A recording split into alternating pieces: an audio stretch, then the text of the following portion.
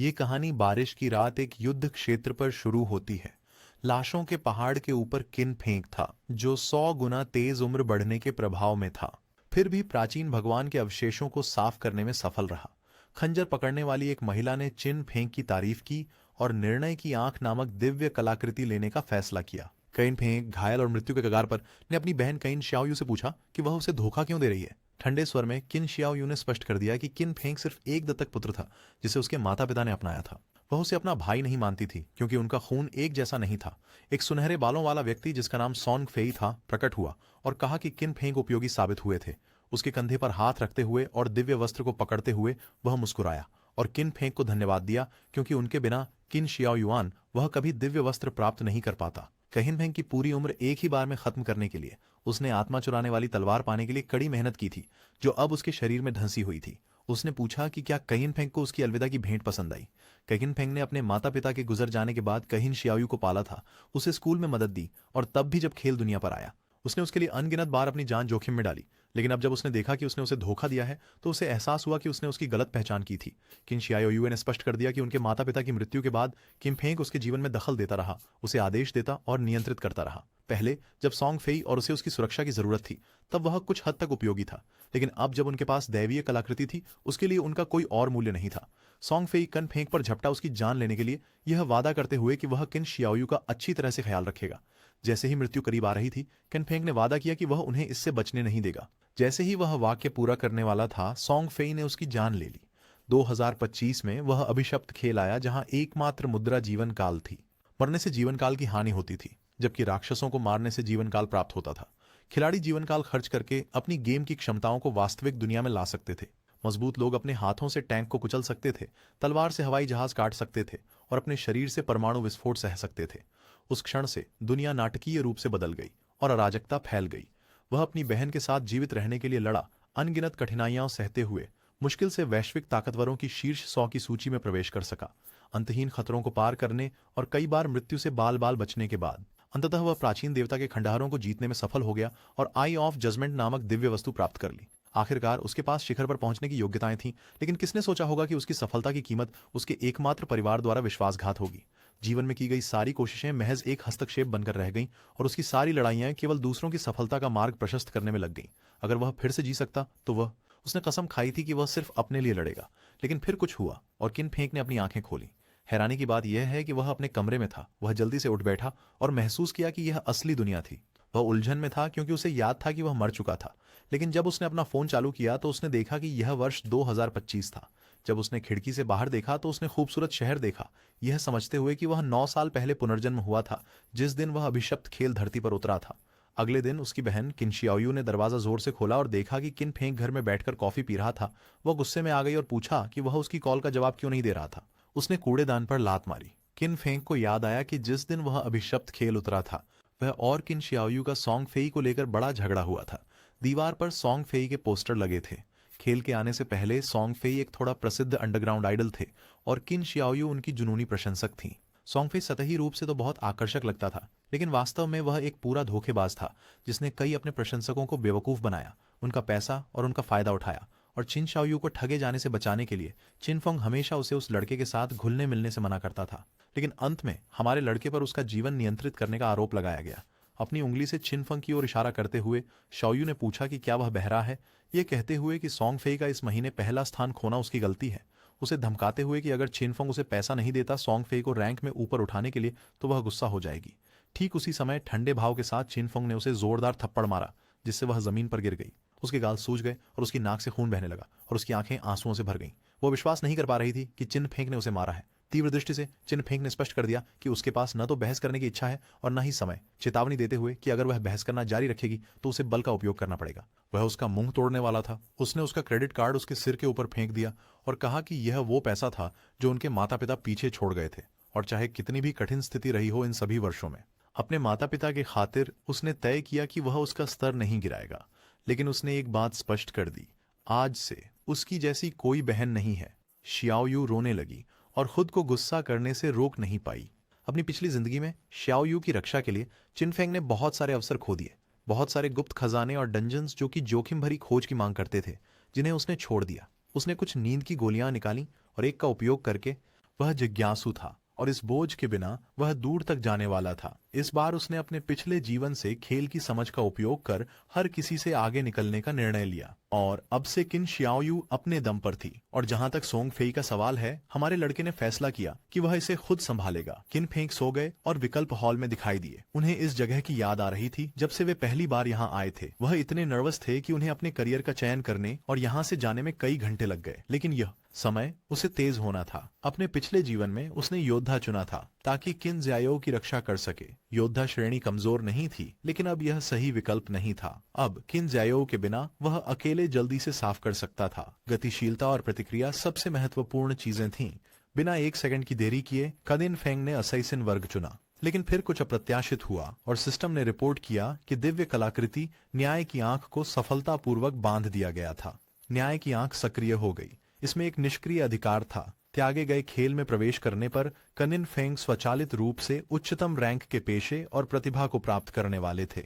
हमारा लड़का अपनी पुनर्जन्म के बाद यह देखकर हैरान था कि न्याय का नेत्र उससे जुड़ गया था और उसने समझा कि यह कैसे काम करता है। जब तक कि कलाकृति अपने मालिक को पहचानती थी और भले ही इसे चुरा लिया जाता, यह बेकार होता, यह मानते हुए कि शायद यही कारण था कि वह पुनर्जन्म हुआ था। उसी समय छाया उसके शरीर में प्रवेश करने लगी। फिर उसका शरीर बदलने लगा और उसके बाल सफेद हो गए, छाया में बदल गए। किन फेंक का रूप बदल गया था। छाया हथियारों के लिए उच्चतम स्तर का छिपा पेशा था। ये उसके पिछली जिंदगी में चुने हुए योद्धा पेशे से पूरी तरह अलग था। केवल इस पेशे को प्राप्त करने से ही उसे विशाल शक्ति मिल गई थी। किन फेंग की आंखें आश्चर्य से चौड़ी हो गईं जब उसे याद आया कि प्रत्येक पेशे के छुपे हुए उच्च स्तरीय पेशे को अनलॉक करने की बहुत कम संभावना होती है और न्याय की प्राधिकरण ने वास्तव में इस संभावना को निश्चितता बना दिया।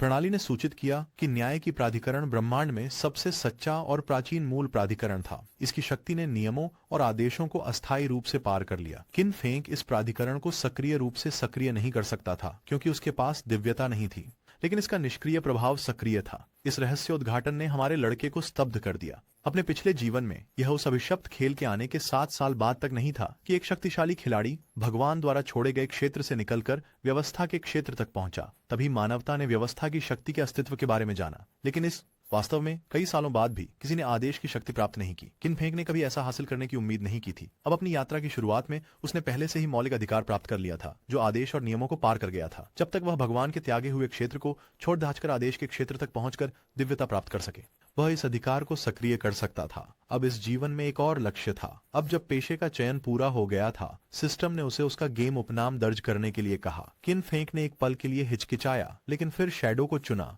क्योंकि उसका पेशा जन्मा था। किन फेंग को भगवान के छोड़े हुए क्षेत्र में टेलीपोर्ट किया गया। यह एक तबाह भूमि थी जिसमें अनगिनत राक्षस थे। उसे सावधान रहना था क्योंकि राक्षस उसे फाड़ने और उसकी आयु चुराने के लिए तैयार थे। कोई शहर छोड़ सकता था, राक्षसों को मार सकता था और विनिमय योग्य जीवन काल कमा सकता था, लेकिन अगर वे खेल में मारे गए तो उनका आधा जीवन काल खो जाएगा। दोनों व्यापार योग्य और गैर व्यापार योग्य। कचिन फेंग शेल टाउन में था, जो एक सुरक्षित क्षेत्र था। यहाँ कोई राक्षस नहीं थे और खिलाड़ी एक दूसरे पर हमला नहीं कर सकते थे और जीवन अवधि के नुकसान की गति 1 से गुणा थी। कई लोग इस खेल में खींचे गए थे। कुछ ने खाने के बाद झपकी ली थी और कुछ अन्य लंबी कामकाजी दिन के बाद सो गए थे, केवल इस जगह पर पहुंचकर समाप्त हो जाना। सभी की नजरें किन फेंग पर टिकी हुई थीं। कोई नहीं जानता था कि उसका पेशा क्या था और न ही यह क्यों उनके पेशे से इतना अलग दिख रहा था। खंजर देखकर कुछ लोगों ने महसूस किया कि वह एक हत्यारा था। जल्द ही विभिन्न देशों के शक्तिशाली व्यक्ति एक के बाद एक दिखाई देने वाले थे, जो इस दुनिया के आदेश को फिर से स्थापित करेंगे। अगर किन फेंग उनसे आगे निकलना चाहते थे तो वे इंतजार नहीं कर सकते थे, क्योंकि अभ्यास किसी का इंतजार नहीं करता। तभी 3 आदमी और एक धनुर्धारी शहर वापस टेलीपोर्ट किए गए। आप देख सकते हैं कि यदि मॉन्स्टर हंट के दौरान खिलाड़ी मर जाते तो वे शहर लौट आते। खिलाड़ी गुस्से में थे और घबराए हुए थे क्योंकि जंगली मॉन्स्टर बहुत मजबूत थे। एक ही बार में राक्षस ने उनकी सारी जीवन शक्ति छीन ली थी। वे एक कमजोर स्तर 1 के क्रॉलर से लड़ रहे थे, लेकिन फिर भी वे मिलकर उसकी केवल 1/3 सेहत ही कम कर सके थे और अब वे मर गए थे। उनकी उम्र आधी रह गई थी। उन्होंने आर्चर लिजी से पूछा कि अब क्या करना चाहिए। किन फेंग ने उसे देखना शुरू किया और याद आया कि आर्चर छोटे धनुष से शुरू करते हैं। उन्हें समझ आया कि वह भी एक छिपा वर्ग है। लिजी ने देखा कि किन फेंग भी एक छिपा वर्ग है। उसने एक सौम्य मुस्कान के साथ पूछा कि क्या वह साथ मिलकर टीम बनाना चाहता है। बाहर के राक्षस वाकई में बहुत ताकतवर थे और वे उन्हें अकेले नहीं संभाल सकते थे। उसकी टीम को पहले ही एक बार समाप्त कर दिया गया था, इसलिए उनके पास अनुभव था। किन फेंग ने इनकार कर दिया और अपने रास्ते पर चलता रहा। लिजी के साथी उस पर हंसे जब उन्होंने देखा कि वह पेशेवर होने का दिखावा कर रहा था। पांचों मिलकर राक्षस को हरा नहीं सके थे, इसलिए उसके अकेले ऐसा करने का कोई तरीका नहीं था। उनके अनुसार किन फेंग मौत की तलाश में था। लिजी ने सिस्टम का उपयोग करके देखा कि किंग फेंग का उपनाम शैडो। हमारा लड़का शहर के बाहर की ओर जा रहा था। लिजी ने यह देखने के लिए उसका पीछा करने का निर्णय लिया कि क्या वे पता लगा सकते हैं कि उसके पास कौन सी क्षमताएं हैं। वह मुस्कुराए बिना नहीं रह सकी, क्योंकि शायद उन्हें राक्षसों के बारे में नई जानकारी मिल सके और देखें कि किन फेंग कैसे मरे। देवताओं द्वारा त्यागी हुई भूमि एक बहुत ही अस्थिर और खतरनाक जगह थी। लिजी और अन्य लोग गुप्त रूप से किन फेंग का पीछा करने लगे। उसे नहीं पता था कि वह यहाँ कैसे आ गई, लेकिन ऑनलाइन खेलों का वर्षों का अनुभव होने के कारण उसने जल्दी से एक समूह बना लिया। हालांकि शहर के बाहर मिले पहले राक्षस ने उन्हें नष्ट कर दिया। वह जानती थी कि यह राक्षस ऐसा दुश्मन नहीं था जिसे स्तर 1 का खिलाड़ी हरा सके। लिजी के मित्र नाराज थे, क्योंकि कइन फेंग का प्रारंभिक हथियार समूह के हत्यारे से अलग था। उसके पास एक खंजर था, लेकिन कइन फेंग के पास एक छोटी तलवार थी। हत्यारा ईर्ष्या महसूस कर रहा था, क्योंकि कइन फेंग उससे भी तेज था, लेकिन एक हत्यारे के रूप में उसकी चपलता सबसे अधिक होनी चाहिए। इसके अलावा चिन फेंग के कपड़े उससे अलग थे। चिन फेंग एक असामान्य खिलाड़ी लगता था, इसलिए लिजी ने निर्णय किया कि वह उसका पीछा करेगी, क्योंकि वह महत्वपूर्ण जानकारी तक पहुंच सकता था। चियान फेंग ने उन्हें घूरना शुरू किया, और इसे महसूस करते ही लिजी ने यह जाने बिना जल्दी से फिर से छिप गई कि क्या उन्हें देख लिया गया था। हमारे लड़के ने शैडो स्नीक तकनीक का उपयोग किया और बिना किसी निशान के उस जगह से गायब हो गया, एक छाया बन गया। लिजी और बाकी लोग कुछ हद तक भ्रमित थे, यह देखकर कि वह पतली हवा में गायब हो गया था। समूह के हत्यारे ने समझा कि यह एक गुप्त क्षमता थी, एक प्रारंभिक क्षमता जो अदृश्यता प्रदान करती थी। चिन फेंग अदृश्य हो गया था। लिजी ने निर्णय लिया कि वे कस्बे लौटकर खुद को सुधारने के तरीके ढूंढेंगे।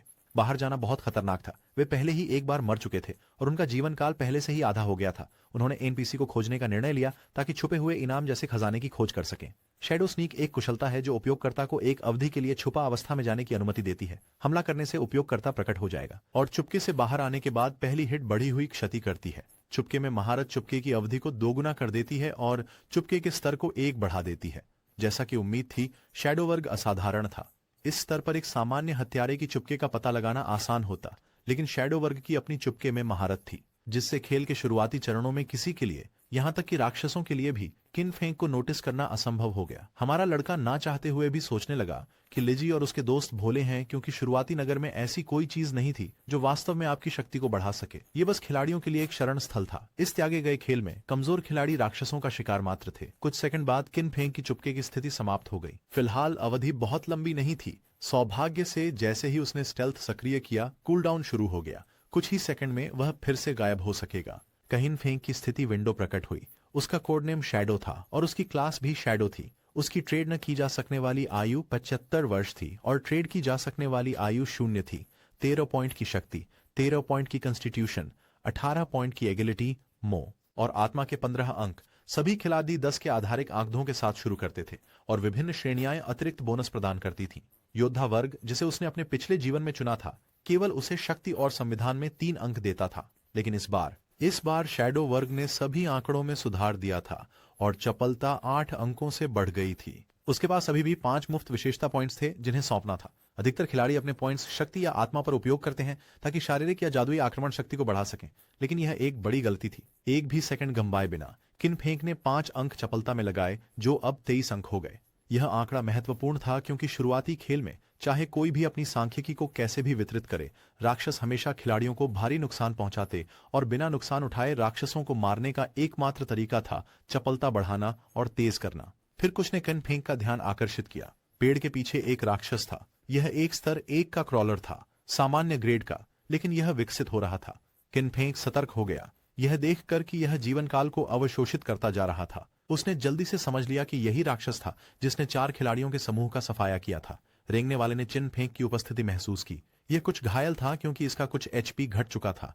राक्षस ने हमला किया, लेकिन चिन फेंक ने कूदकर उसे बचा लिया। जब राक्षस खिलाड़ियों को मारते थे तो वे उनकी जीवन अवधि प्राप्त कर सकते थे, और अगर उन्होंने पर्याप्त मात्रा में अवशोषित किया तो वे विकसित हो सकते थे। किन फेंक ने शैडो स्नीक सक्रिय किया और अपनी छोटी तलवार निकाल ली, और तभी जब क्रॉलर करीब आ सकता था, वह हवा में गायब हो गया। जबकि क्रॉलर देख रहा था कि वह कहां गया, किन फेंक ऊपर दिखाई दिया और स्टेल्थ ब्रेक स्ट्राइक का उपयोग करते हुए राक्षस के ऊपर उतरा और उसके सिर में जोर से अपनी छोटी तलवार घोंप दी, जिससे 174 नुकसान हुआ। राक्षस को मार डाला और 10 अनुभव अंक प्राप्त किए। उसे उम्मीद नहीं थी कि वह एक ही वार में क्रॉलर को मार सकेगा, लेकिन फिर उसे याद आया कि क्रॉलर की गर्दन पर हमला करने से एक क्रिटिकल हिट होता है। उसी समय एक प्रणाली विंडो प्रकट हुई जो यह सूचित कर रही थी कि अगर हमला दुश्मन की दृष्टि से बाहर से आता है तो कौशल बैकस्टैब से होने वाला नुकसान 2 गुना हो जाता है। इसने समझाया कि क्रॉलर एक वार में क्यों मर गया था। बैकस्टैब कौशल कई क्षमताओं के साथ संयुक्त हो गया था, जिससे एक भयानक नुकसान गुणक बन गया था। किन फेंक शव को चुपचाप घूरने लगे। उन्हें याद आया जब वह एक योद्धा के रूप में खेलते थे तब भी एक आलोचनात्मक वार मुश्किल से 40 क्षति और उसे रेंगने वाले को मारने के लिए सदियों तक लड़ना पड़ा। इस प्रक्रिया में लगभग मर ही गया था। एक बार जब राक्षस मर गया तो उसने एक चमकता हुआ गोला छोड़ा जो जीवन अवधि थी। चिन्ह फेंक ने अपनी मुट्ठी बांधकर जीवन अवधि को अवशोषित कर लिया। 3 दिन का व्यापार योग्य जीवन काल और 54 वर्ष और 155 दिन का गैर व्यापार योग्य जीवन काल प्राप्त किया।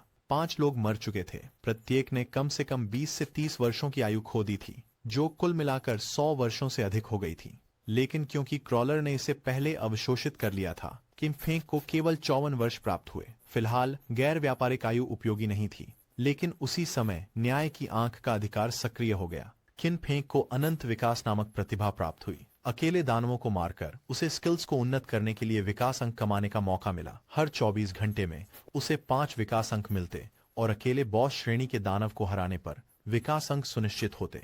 वर्तमान में केवल उसके पास 5 अंक थे। उसके पास असीमित विकास था और वह अपनी क्षमताओं को सुधार सकता था। अपने पिछले जीवन में उसने ऐसा कुछ भी नहीं सुना था, चाहे मॉन्स्टर्स ने कोई भी उपकरण या स्किल बुक गिराई हो। इसकी ग्रेड फिक्स थी और इसे सुधारने का कोई तरीका नहीं था। यह नियमों और व्यवस्था से परे की शक्ति थी। हमारे लड़के ने इसे आजमाने और शैडो स्नीक और बैकस्टैब को अपग्रेड करने का निर्णय लिया। उसने 4 इवोल्यूशन पॉइंट खर्च किए और कौशल सफलतापूर्वक सुधर गए। आरंभिक कौशल शैडो स्नीक सामान्य से कांस्य में बदल गया और अवधि 12 सेकंड से बढ़कर 16 सेकंड हो गई। ब्रेकिंग स्टेल्थ अटैक बोनस 60 से बढ़कर 90 हो गया और कूल डाउन समय 2 सेकंड कम हो गया। बैकस्टैब निम्न से सामान्य हो गया और क्षति 5% बढ़ गई। शैडो स्नीक अब 16 सेकंड तक चलने लगा और स्टेल्थ मास्टरी के साथ यह 32 सेकंड तक बढ़ गया। इतनी लंबी स्टेल्थ अवधि के साथ अब वह स्थायी रूप से अदृश्य रह सकता था और अगर उसकी क्षमताओं में पहले सुधार किया गया होता तो वह एक पूरी एचपी क्रॉलर को एक ही वार में समाप्त कर सकता था। तभी एक लड़के ने, जो एक महिला के साथ था, उल्लेख किया कि यह गेम आसान था क्योंकि एक कमजोर लड़के जैसे किन फेंक ने अकेले एक राक्षस को गिरा दिया था। महिला ने उसकी प्रशंसा की, सोचते हुए कि उसकी काया के साथ वह 10 लोगों का सामना कर सकता होगा। लड़का मुस्कुराने लगा और उसकी रक्षा करने का वादा किया। किन फेंक ने देखा कि पेड़ में एक राक्षस छिपा हुआ था। लड़के ने आत्मविश्वास से मुस्कुराते हुए पूछा कि क्या वह उसके साथ टीम बनाना चाहता है। चिन फेंक ने खतरा महसूस किया और शैडो स्नीक का उपयोग करके गायब हो गया। इसे देखकर लड़के को लगा कि उसकी मांसपेशियों ने उसे डराया है। एक मकड़ी जमीन पर उतर आई, जिससे वे घबरा गए। यह पहले स्तर और कांस्य ग्रेड का मॉन्स्टर पोषण करता था। इसने हमला किया और उनकी जान ले ली। किन फेंक को याद आया कि पोषणकर्ता एक प्रारंभिक बॉस था जिसके पास 16 संपूर्ण स्वास्थ्य अंक थे। यह सामान्य नौसिखिया द्वारा संभाला जाने वाला नहीं था और इसके अलावा इसके अधीन कई छोटी मकड़ियां थीं। पोषक ने खाना शुरू किया और चिन फेंक ने इस अवसर का लाभ उठाकर अपनी उन्नत क्षमताओं की शक्ति का परीक्षण किया। स्टेल्थ ब्रेक स्ट्राइक का उपयोग करते हुए चिन फेंक ने अपनी छोटी तलवार को मकड़ी की आंख में भौंका। उसने प्रतिघात किया, लेकिन चिन फेंक ने सही समय पर प्रतिक्रिया दी और हमले से बचने के बाद वह साइड में हटा और शैडो स्नीक का इस्तेमाल करके अदृश्य हो गया। हमारे लड़के के हमले ने 338 नुकसान पहुंचाया और इस प्रक्रिया में उसे 9 नुकसान हुआ। उसने अपनी फुर्ती के कारण मुश्किल से बच पाया। किन फेंक के पास 130 ईपी पॉइंट्स थे और अगर मकड़ी का हमला जुड़ जाता तो वह तुरंत मर जाता। वह यह देखकर प्रभावित हुआ कि उसके हमले ने बॉस को 300 से अधिक नुकसान पहुंचाया था। नर्चर गुस्से में था और इस प्रक्रिया में क्षेत्र के पेड़ आधे में बंट गए। किन फेंक को पता था कि ये राक्षस बुद्धिमान थे और यह कि मकड़ी खड़े रहकर वार नहीं सहतेगी। मकड़ी अंधाधुंध हमला कर रही थी ताकि किन फेंक के स्थान की पहचान हो सके। अब छोटे मकड़ियां भी सतर्क हो गई थीं, इसलिए वह बिना सोचे समझे आगे नहीं बढ़ सकता था। जब मकड़ी ध्यान भटका हुआ था तो किन फेंक ने मौके का फायदा उठाकर एक पत्थर फेंका जो सीधे उसके पेट पर लगा। 99 अंकों का नुकसान हुआ। छिन फंग ने एक और पत्थर उठाया और उसका अनुमान सही था, यह महसूस करते हुए कि उसका मुख्य नुकसान स्टील्थ एम्बुश स्ट्राइक कौशल के बोनस और क्लास कौशल वृद्धि से आया। इसलिए यहाँ तक कि पत्थर फेंककर भी वह मजबूत नुकसान कर सकता था। अब उसे सिर्फ शैडो स्नीके के कूलडाउन से बाहर आने का इंतजार करना था और फिर एक पत्थर फेंको। इस तरीके से पत्थर एम्बुश स्ट्राइक, बैकस्टैब और कमजोर बिंदु हमले के बोनस को सक्रिय करने वाला था। जैसे ही शैडो स्नीकी का कूलडाउन खत्म हुआ, किन फेंक ने फिर से एक पत्थर फेंका, मकड़ी को 269 अंकों का नुकसान पहुंचाया और फिर से शैडो स्नीक को सक्रिय किया। उसकी योजना सरल थी, शैडो स्नीक के ठंडा होने तक छुपे रहना और फिर से हमला करना। उसी समय नगर में लीडरबोर्ड अपडेट हुआ, जिससे पता चला कि खिलाड़ी शैडो ने ब्रॉन्ज ग्रेड के बॉस नर्चर को मार दिया था। स्तर 2 तक पहुंचने वाला सबसे पहला खिलाड़ी सूची में नंबर 1 के रूप में उभरा। अन्य खिलाड़ी आश्चर्यचकित थे क्योंकि अधिकांश भीड़ के कारण मारे गए थे और वे यह नहीं समझ पा रहे थे कि कोई पहले से ही एक बॉस को कैसे हरा चुका है। लीजी और बाकी लोग चुप थे जब उन्होंने देखा कि किन फेंक ने एक बॉस को हराया और स्तर 2 तक पहुंच गया, जबकि वे सामान्य भीड़ को भी संभाल नहीं पा रहे थे, यह विश्वास करते हुए कि यह निश्चित रूप से एक प्रणाली की गलती है। वह महिला और पुरुष जिन पर विशाल मकड़ी ने हमला किया था, शहर में फिर से दिखाई दिए और आश्चर्य महिला और पुरुष जिन पर विशाल मकड़ी ने हमला किया था शहर में उपस्थित हुए और यह देखकर स्तब्ध रह गए कि किसी ने बड़ी मकड़ी को मार दिया था, और यह समझ गए कि शैडो वही लड़का था जिसे उन्होंने पहले जंगल में देखा था। जंगल में वापस सिस्टम ने घोषणा की कि किन फेंग ने बॉस पोषणकर्ता को मार दिया था, जिससे उसे 300 अनुभव अंक और 2 विकास अंक प्राप्त हुए। इसके अतिरिक्त शेल टाउन की स्तर लीडर बोर्ड अनलॉक हो गई। बिल्कुल सही, हमारे लड़के को एक प्रतिष्ठा अंक दिया। किन फेंक ने मकड़ी की जीवन अवधि को अवशोषित करना शुरू किया। जैसे ही बड़ी मकड़ी मरी, छोटी मकड़ियां बिखर गईं, जो बेकार था। उसे अफसोस हुआ क्योंकि उसे पहले छोटी मकड़ियों को मारना चाहिए था ताकि और अनुभव प्राप्त हो सके। उसे 46 व्यापार योग्य जीवन काल प्राप्त हुआ और एक नई कौशल पुस्तक मिली जिसका नाम कांस्य गुणवत्ता का लालची हाथ था। साथ ही एक संक्षारक डैगर प्राप्त हुआ जिसमें 35 क्षति अंक और 4 चपलता अंक थे। लालची हाथ कौशल सीखने के बाद किन फेंग इसे पराजित राक्षसों पर इस्तेमाल कर सकता था, जिससे अतिरिक्त लूट के पुरस्कार प्राप्त करने का 20% अवसर मिलता। कियान फेंग कुछ हद तक आश्चर्यचकित थे क्योंकि उन्हें उम्मीद नहीं थी कि एक कांस्य बॉस इस देवी स्तर की हत्यारे की क्षमता गिराएगा। इस कौशल ने लूट अधिग्रहण को काफी बढ़ा दिया। देर गेम में शक्तिशाली बॉस को हराने पर 20% संभावना होती है कि अतिरिक्त लूट मिलेगी। जो किन फेंग को अपने पिछले जीवन से याद था, उस अनुसार गॉड स्लेयर गिल्ड में एक आदमी था जिसकी युद्ध शक्ति औसत थी, लेकिन इस कौशल के कारण वह सबसे अधिक मांगे जाने वाले खिलाड़ियों में से एक बन गया। उसके पास एक निजी बॉडीगार्ड भी था जो उसे हर जगह ले जाता था। किन फेंग की आंखें आश्चर्य से खुल गईं, यह महसूस करते हुए कि हालांकि सक्रियण दर केवल 20% थी, अगर वह इसे अपनी अनंत विकास प्रतिभा के साथ जोड़ दे तो वह ड्रॉप दर और लूट की मात्रा दोनों को अनंत रूप से बढ़ा सकेगा। अगले दिन छात्र स्कूल जा रहे थे। शियाओ युए की दोस्त ने पूछा कि क्या वह किन फेंग को नहीं बुलाने वाली है और माफी मांगो, उसे याद दिलाते हुए कि कल उन्होंने गुप्त रूप से सॉन्ग याय का समर्थन करने के लिए परीक्षा छोड़ दी थी। उसे यकीन था कि किन फेंग उससे नाराज होगा। जाओयू ने इनकार कर दिया क्योंकि उसने कुछ गलत नहीं किया था और उसकी वजह से वे प्रवेश का समय लगभग चूक गए थे। उसके अनुसार माफी तो किन फेंक को मांगनी चाहिए। उसकी दोस्त ने उसे समझाने की कोशिश की क्योंकि किन फेंक ने उसके साथ बहुत अच्छा व्यवहार किया था और पूछा कि उसके चेहरे पर क्या हुआ है। श्याओयू अपने फैसले पर अडिग रही क्योंकि किन फेंक ने उसकी बातों में दखलंदाजी की और उसने बहाना बनाया कि वह ठोकर खाकर गिर गई थी और उसका चेहरा चोटिल हो गया था। स्कूल में प्रवेश करने पर उन्होंने देखा कि कई छात्र एक कक्षा के सामने जमा है। दोस्त को जिज्ञासा हुई और भीड़ के बीच से रास्ता बनाते हुए वह उस कक्षा में पहुंची जहां उसने देखा कि जियांग वेई का शरीर अर्ध पारदर्शी हो रहा था। झांग वेई के एक दोस्त ने बताया कि वह निश्चित नहीं था, लेकिन अभी अभी वेई ने कहा था कि वह झपकी लेने जा रहा है और जब वे मुड़े तो वह पहले से ही ऐसा था। यह एक अलग घटना नहीं थी, यह इंटरनेट पर हर जगह हो रही थी। दुनिया भर के लोग इसी तरह की घटना का सामना कर रहे थे और कुछ विशेषज्ञों ने कहा कि अगर कोई सो गया तो वह भूत की तरह अर्ध पारदर्शी अवस्था में प्रवेश कर जाएगा। और कोई नहीं जानता था क्यों। दोस्त ने सतर्क रहकर उसके माता पिता को चेतावनी देने के लिए फोन करने का निर्णय लिया और श्याओयू को भी उसके भाई को चेतावनी देने के लिए फोन करने की सलाह दी ताकि वे भी सतर्क रहें, लेकिन उसने मना कर दिया क्योंकि वह उसे संपर्क करने के बजाय मृत देखना पसंद करती थी। इस बीच किन फेंक ने नए कौशल ग्रीडी हैंड का विकास किया, इसे कांस्य गुणवत्ता से स्वर्ण में उन्नत कर दिया। अब दुश्मन को लूटते समय अतिरिक्त लूट प्राप्त करने की संभावना 20% से 70% तक बढ़ गई और इसके कारण हमारे लड़के ने लालची हाथ सीखा और 2 अंक प्राप्त किए। किन फेंग ने अपनी मुट्ठी बांधी और कौशल को सक्रिय किया जिसमें उसने 2 विकास अंक और 46 दिन की व्यापार योग्य आयु प्राप्त की। वह 2 विकास अंक प्राप्त करके अधिक से अधिक संतुष्ट था और जानता था कि लालची हाथ को स्तर 3 तक उन्नत करने के लिए उसे 3 अंकों की आवश्यकता होगी और जल्द ही उसके पास अतिरिक्त लूट प्राप्त करने का 100% मौका होगा। वह जानता था कि दुनिया की सरकारों को अब तक इस स्थिति का एहसास हो गया होगा और अधिक से अधिक लोग खेल में आने वाले थे, इसलिए उसे अपनी प्रगति को तेज करना था और जो कुछ वह उपयोग कर सकता था उसे सुसज्जित कर लिया। छिन फेंक ने कांस्य गुणवत्ता के संक्षारक खंजर को सुसज्जित किया जिससे 35 आक्रमण अंक और 4 चपलता अंक प्राप्त हुए। उसने छाया गुप्तता सक्रिय की ताकि राक्षसों का ध्यान न आकर्षित हो, यह जानते हुए कि ज्यादा समय नहीं होगा जब लोग समझ जाएंगे कि इस खेल से प्राप्त कौशल और उपकरण वास्तविक दुनिया में लाए जा सकते हैं। और जब ऐसा होगा तो दुनिया अराजकता में फंस जाएगी। कौशल और उपकरण निकालने के लिए 2 शर्तें आवश्यक थीं। पहला, स्तर 10 तक पहुंचना और दूसरा, पर्याप्त व्यापार योग्य आयु होना। छोटे राक्षसों को हराने में बहुत समय लगता था, इसलिए उसने मजबूत बॉस खोजने का निर्णय लिया। जब वह क्षेत्र में चल रहा था उसने किसी को लड़ते हुए सुना और जब वह चट्टान के पास गया तो उसने देखा कि कई खिलाड़ी स्तर 2 के स्प्रिंट शिकारी ब्रोंको के खिलाफ लड़ रहे थे। ये कहा गया था कि जब वांग मंग पहली बार 4 सेकंड गेम में दाखिल हुए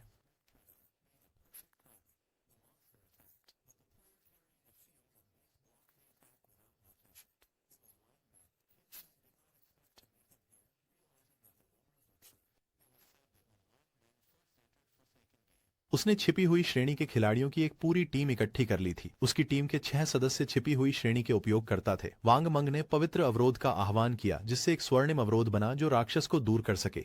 दूसरी श्रेणी के पवित्र शील्ड योद्धा, जिनके पास सामान्य योद्धा के मुकाबले दोगुने बुनियादी आंकड़े हैं, और जैसे इतना ही पर्याप्त न हो, उसके पास एक स्वाभाविक अजेयता कौशल भी था। जब राक्षस विचलित था, तब टीम के जादूगर ने एक अग्नि गोला बुलाया जो प्राणी की बांह पर सीधा लगा। उसके पास जादूगर वर्ग की एक छुपी हुई पेशा थी जिसे पैगंबर कहा जाता था, जिसने उसे एक सामान्य जादूगर की तुलना में दोगुना जादुई नुकसान पहुंचाने की अनुमति दी, और इसमें एक समाहित भविष्य सूचक अग्नि था।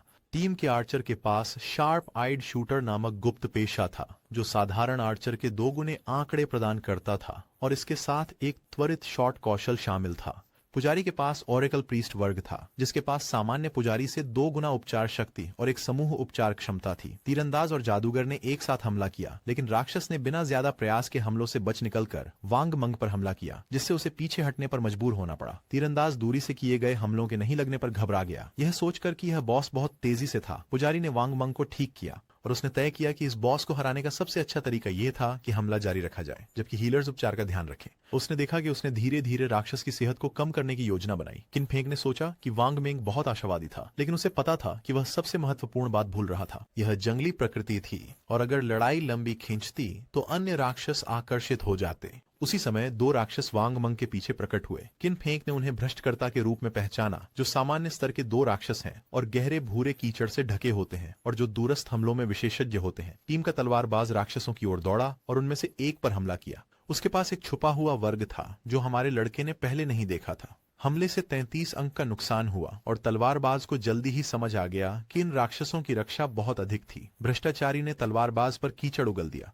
ये जमीन में बांधने वाली चीज थी, और अब उसकी गति कम हो गई थी। दूसरा भ्रष्टाचारी जादूगर का पीछा करने लगा, जिसे मजबूरन आंसू भरी आंखों से भागना पड़ा। लेकिन तभी किन फेंग पलक झपकते ही कूद पड़ा, राक्षस का सिर काट दिया, जिससे 441 अंकों के क्षति जादूगर को बचाकर और सभी को हैरान कर दिया। हमारे लड़के का हमला इतना शक्तिशाली था कि उसने भ्रष्टाचारी को एक ही वार में हरा दिया। जादूगर उलझन में पड़ गई। यह नहीं जानती थी कि यह किसने किया और क्या कोई मदद कर रहा था। अपनी तलवार की मदद से तलवारबाज खड़ा हुआ। वह यह देखकर हैरान था कि किसी ने एक ही वार में स्तर 2 के भ्रष्टाचारी को खत्म कर दिया था। दूसरी ओर उनके लिए एक स्तर 1 भ्रष्टाचारी को हराने के लिए उन्हें 10 सेकंड के लिए मिलकर काम करना पड़ा। भ्रष्टाचारी ने हमला करने की कोशिश की, लेकिन फिर से किन फेंक बिजली की तरह हिले और उस दानव का सिर काट दिया। तलवारबाज डर से कांपने लगे और पूछा कि क्या लीजी ने देखा कि यह किसने किया। उसने घबराकर कहा कि उसने नहीं देखा। वांग में खड़े होकर उनसे ध्यान न भटकाने को कहा। भीतर ही भीतर वह उम्मीद कर रहे थे कि किन फेंक उनके साथ है। अब केवल स्प्रिंट प्रेडेटर ही बचा था, और हमारा लड़का एक शाखा से देख रहा था। 2 स्तर 2 क्रप्टर को मारने के इनाम के रूप में उसे 40 अनुभव अंक, एक विकास बिंदु, साधारण गुणवत्ता के विज डार्ट नामक कौशल पुस्तक और 8 दिन की विनिमय योग्य जीवन अवधि प्राप्त हुई। चिनफेंग ने 1 सेकंड भी बर्बाद नहीं किया और वेनम डार्ट को विकसित किया, क्योंकि यह मध्य दूरी का एक आदर्श जहर नुकसान कौशल था।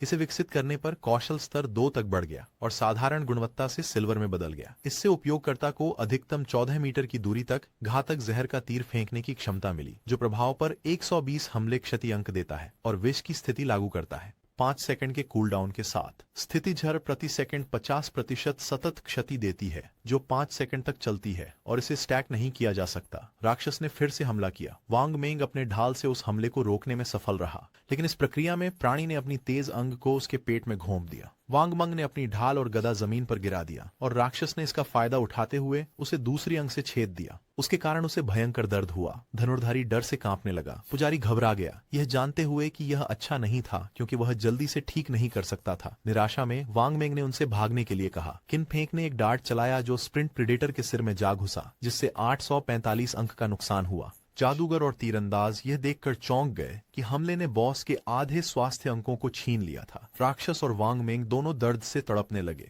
और विष दानव के घाव से निकलने लगा, जब तक कि उसका शरीर जमीन पर नहीं गिर गया, जिससे बार बार 324 नुकसान हुआ। चूंकि किन फेंक ने 90% से अधिक नुकसान किया था, लूट उसी की थी और स्प्रिंट प्रेडेटर को मारने के लिए उसे 600 अनुभव अंक प्राप्त हुए, जिससे वह स्तर 3 पर पहुंच गया। 2 विकास अंक और व्यापार योग्य जीवन काल के 55 दिन प्राप्त हुए। उसे उम्मीद नहीं थी कि विश डार्ट का समय के साथ होने वाला नुकसान उसकी क्लास की पैसिव एबिलिटी को सक्रिय कर देगा। स्टेल्थ के साथ वह अदृश्य रह सकता था और अनंत काल तक डार्ट फेंक सकता था, और अब प्रारंभिक और मध्य खेल में उसे कुछ भी नहीं रोक सकता था। लूट दानव की लाश से उभरने लगी। वांग मेंग दानव को हुए नुकसान की मात्रा देखकर हैरान रह गया और कुछ सेकंड बाद लूट डिस्प्ले वांग मिंग खड़े हुए और उन सभी को बचाने के लिए किन फेंग का धन्यवाद किया, लेकिन हमारे लड़के ने स्पष्ट कर दिया कि वाइल्डलैंड्स में लोगों पर इतनी आसानी से विश्वास नहीं किया जा सकता, जिससे सभी चौंक गए। वांग मिंग ने हमारे लड़के को धन्यवाद किया कि वांग मिंग ने हमारे लड़के को सलाह के लिए धन्यवाद दिया और उन्होंने फैसला किया कि जब वह माल की जांच कर रहा था तो उसे परेशान नहीं करेंगे। उन्होंने यह भी कहा कि अगर कभी कुछ जरूरत हो तो वह उन्हें खोज सकते हैं। किन फेंक ने माल उठाया, महसूस किया कि वांग मिंग भरोसेमंद लग रहे थे, साजिश रचते हुए। इसके अलावा उसके पास डाशिया की सरकार का समर्थन था, जिसके पास कई संसाधन थे। हमारे लड़के ने तय किया कि वह बिना उपयोग वाली लूट को बेचने के लिए एक स्थिर बिक्री चैनल ढूंढेगा। उसने ग्रीडी हैंड का उपयोग किया, 3 विकास अंक और 55 दिन की व्यापार योग्य आयु प्राप्त की और स्प्रिंट प्रीडेटर्स की कांस्य गुणवत्ता वाली चमड़े की पिंडली कवच हासिल की। हमारे लड़के ने चमड़े की पिंडली कवच पहनी, जिसके परिणाम स्वरूप उसे शारीरिक रक्षा में 9 अंक, सभी तत्वों के प्रतिरोधों में 5 अंक मिले, साथ ही 15% शीतलता गति। ये एक बेहतरीन लूट थी क्योंकि उसके पास अभी भी कई अन्य वर्गों की गियर और कौशल पुस्तकें थीं और एक बार उसका बैग भर जाने पर उसने निर्णय लिया कि वह शहर लौटकर सब कुछ जीवन काल के लिए बदल देगा। उसकी आंखें आत्मविश्वास से चमकने लगीं क्योंकि इस बार उसकी वृद्धि उसकी पिछली जिंदगी के मुकाबले 100 गुना तेज थी। क्षेत्र से थोड़ी दूर पर एक अन्य खिलाड़ियों की टीम पर और ज्यादा राक्षसों द्वारा हमला हो रहा था और यह देखने पर कि राक्षसों की संख्या बढ़ रही थी, उन्होंने फैसला किया कि भाग जाना बेहतर होगा। लेकिन इससे पहले कि वे ऐसा कर पाते, एक और बड़ा राक्षस दिखाई दिया और खिलाड़ियों के भागने से पहले ही उस राक्षस ने तेज बेलों से हमला कर दिया। उन्हें मार डालना। खिलाड़ी शहर में प्रतिक्रिया करते हैं और मदद नहीं कर सकते, बल्कि निराश महसूस करते हैं क्योंकि राक्षस हमेशा समूहों में दिखाई देते थे और जब उनकी सेहत कम होती थी तो भाग जाते थे। कहा जाता था कि खिलाड़ियों को खेल छोड़ने के लिए स्तर 3 पर होना पड़ता था, लेकिन यह एक असंभव काम लग रहा था। कुछ खिलाड़ियों का मानना था कि उन्हें अधिक लोगों की जरूरत थी क्योंकि 3 खिलाड़ियों की टीम पर्याप्त नहीं थी। उनका मानना था कि उन्हें 6 या 10 खिलाड़ियों के समूह बनाने चाहिए। दूसरे खिलाड़ी का तर्क था कि यह काम नहीं करेगा क्योंकि उसने देखा था कि 10 की टीम घेर ली गई और समाप्त हो गई। बाहर और बहुत ज्यादा लोग एक बॉस को आकर्षित करने वाले थे और हाल ही में 40 लोगों के एक समूह ने कुछ श्राप मास्टर को सक्रिय कर दिया था और उसने एक ही वार में उनमें से 30 से अधिक का सफाया कर दिया था। लिजी की टीम भी शहर में वापस आ गई। अगर खिलाड़ी स्तर 3 तक नहीं पहुंचे तो वे गेम के भीतर हमेशा के लिए फंसे रह जाएंगे। वे सभी यहां नींद में आने के बाद पहुंचे थे, यानी उनकी चेतना ही गेम के भीतर थी और अगर वे बाहर नहीं निकल पाए तो खैर, उनका असली शरीर भूख से मरने वाला था। लिजी निराश थी क्योंकि उसे समझ नहीं आ रहा था कि खेल इतना कठिन क्यों था। उसकी दोस्त घबरा गई क्योंकि वे पहले ही 3 बार मर चुके थे और उनकी गैर व्यापारिक जीवन काल 10 साल से कम हो गई थी और इस गति से लिजी वे असली जीवन में मरने वाले थे। यह नहीं जानते हुए कि यह सच है या नहीं, लिजी जानती थी कि वे फिर से मरने का जोखिम नहीं उठा सकते। जब उसने देखा कि शैडो स्तर 3 पर है तो वह कुछ भ्रमित हो गई, यह समझते हुए कि उसने कुछ तरकीब खोज ली होगी। उसे पता था कि उन्हें इस खेल से बचने के लिए उन्हें स्तर 3 तक ले जाने की जरूरत है। उसने अपनी मुट्ठी भींचते हुए अपनी टीम को यह बात फैलाने का आदेश दिया। उन्हें छाया से मदद लेनी थी ताकि वे स्तर 3 तक पहुंच सकें। वह दृढ़ संकल्पित थी कि वे वास्तविकता में लौटने पर उसे 10 मिलियन नगद दे देंगी।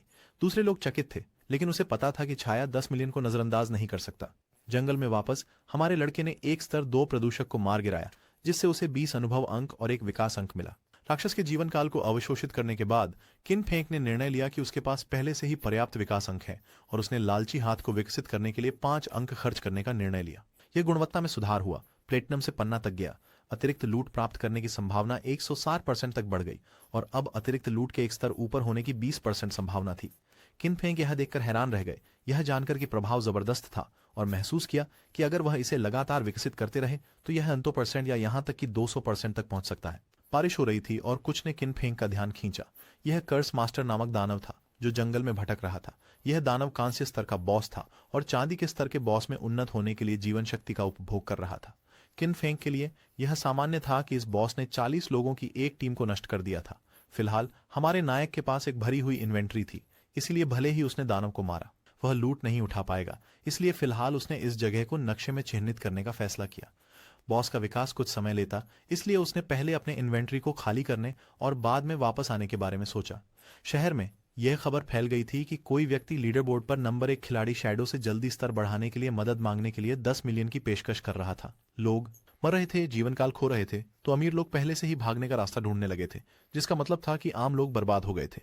जब लोग बातचीत कर रहे थे, किन फेंग शहर में दिखाई दिया, जिससे सभी हैरान रह गए। सिस्टम का उपयोग करके उसने मार्केट स्टॉल विकल्प सक्रिय किया। सिस्टम को यह घोषणा करने के लिए कहना कि वह उपकरण और कौशल बेच रहा था और स्टॉल केवल 10 मिनट के लिए उपलब्ध था। खिलाड़ी यह देखकर हैरान रह गए कि वह 2 कांस्य स्तरीय गियर पहने हुए था और इसके अलावा 2 और बेच रहा था। उन्हें अभी भी विश्वास नहीं हो रहा था कि उसने कांस्य स्तरीय बॉस को मार डाला था।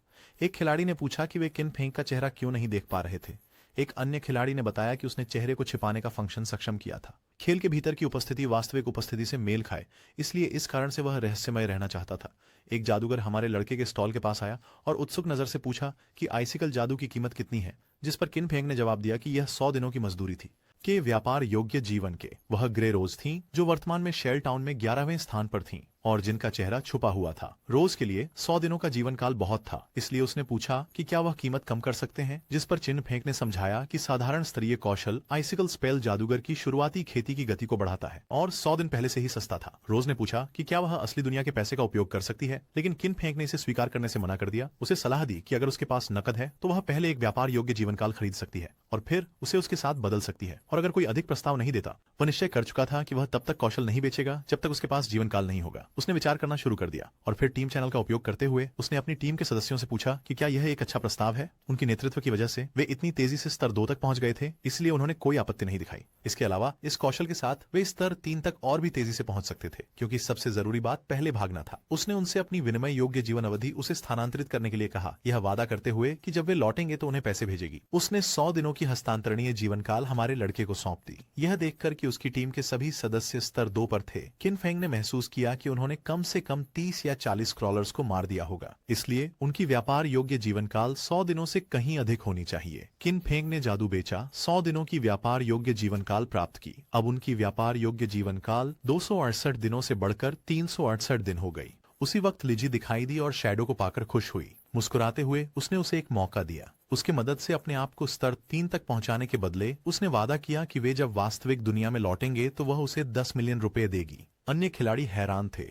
वह जियांग लिजी थी और हमारे लड़के के पिछले जीवन में वह एक अपराधी संघ की प्रमुख थी। बाद में उसके संघ को देश द्वारा समाप्त कर दिया गया। आत्मविश्वास भरी मुस्कान के साथ उसने कहा कि उसके पिता दाजिंग इंडस्ट्रीज के अध्यक्ष हैं और हमारे लड़के को विश्वास न होता देख उसने उसे अपना नाम देखने के लिए कहा। रिपोर्टों के अनुसार कहा जाता था कि वह नकद का उपयोग लोगों को अपनी उम्र बेचने के लिए लुभाने में करती थी, फिर उन्हें जबरदस्ती मजदूरी के लिए अगवा किया और जिन्होंने विरोध किया था उन्हें वास्तविकता में मार दिया गया था। किन फेंग ने इस प्रस्ताव को ठंडे तरीके से ठुकरा दिया, ये जानते हुए कि वह गिरे हुए इंसान थी। लिजी ने स्वीकार किया कि शैडो इस खेल में मजबूत था, लेकिन उसने खुलासा किया कि अभी तक कोई नहीं जानता था कि खेल कैसे काम करता है, इसलिए उसने उसे उसके साथ टीम बनाने की सलाह दी और बदले में वह सुनिश्चित करेगी कि वह ऐशो आराम से रहे, गाड़ियां, मकान, महिलाएं और सब कुछ जो वह चाहता था। कियान फेंक ने अपना मन नहीं बदला और उससे अपने व्यापार में बाधा डालना बंद करने के लिए कहा। वह किसी से बेहतर जानता था कि नकदी की कोई कीमत नहीं होती और इसलिए जल्द ही एकमात्र सार्वभौमिक मुद्रा व्यापार योग्य जीवन काल होगी। लीजी घमंडी हो गई और यह स्पष्ट कर दिया कि अगर यह वास्तविक दुनिया होती तो उसने उसे अच्छी तरह सबक सिखाया होता।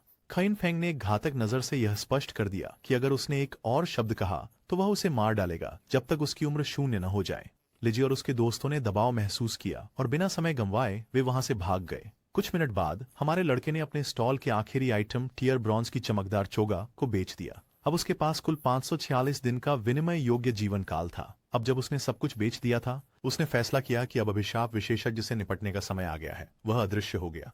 कोई नहीं जानते नहीं थे, लेकिन व्यापार योग्य जीवन काल कौशल को वास्तविकता में परिवर्तित कर सकता था और जल्द ही यह त्यागा हुआ खेल वास्तविक दुनिया को अराजकता में डालने वाला था। वास्तविक दुनिया की पृष्ठभूमियों के साथ जिस पर लोग कभी गर्व करते थे, जल्द ही केवल व्यक्तिगत शक्ति महत्वपूर्ण होगी। लिजी और उनकी टीम उस इलाके से दूर चली गई। वे दौड़ने से हाँफ रहे हैं और लिजी बताती है कि शैडो ने न केवल उसे ठुकरा दिया बल्कि उसे धमकी भी दी। वह कसम खाती है कि एक बार असली दुनिया में पहुंचने पर वह उसे ढूंढकर मार डालेगी। जब वो यह सोच रही होती है, एक व्यक्ति जिसका नाम माओ लिजून है, जिसे लाओ माओ भी कहते हैं, उसके पास आता है। लाओ माओ कहता है कि वह स्तर 2 पर है और दावा करता है कि उसे खेल में स्तर बढ़ाने के कुछ तरीके पता है। वो पूछता है कि क्या वह 10 मिलियन का वह प्रस्ताव ले सकता है जिसे शैडो ने ठुकरा दिया था, ताकि वह लिजी और उसकी टीम को स्तर 3 पर पहुंचने में मदद कर सके। लिजी सतर्क महसूस करते हुए पूछती है कि लाओ माओ का तरीके कहने का क्या मतलब है। लाओ माओ लिजी से कहता है कि वह आमतौर पर अपने तरीकों को गुप्त रखता है, लेकिन वह उसके लिए एक अपवाद बनाएगा। वह समझाता है कि इस स्थिति में लेवल अप करने के लिए आपको अपनी सभी एट्रीब्यूट पॉइंट्स तेजी से फुर्ती में लगाने चाहिए। ऐसा करने से आपकी दौड़ने की गति राक्षसों से तेज हो जाएगी, जिससे बिना चोट खाए जीतने में मदद मिलेगी।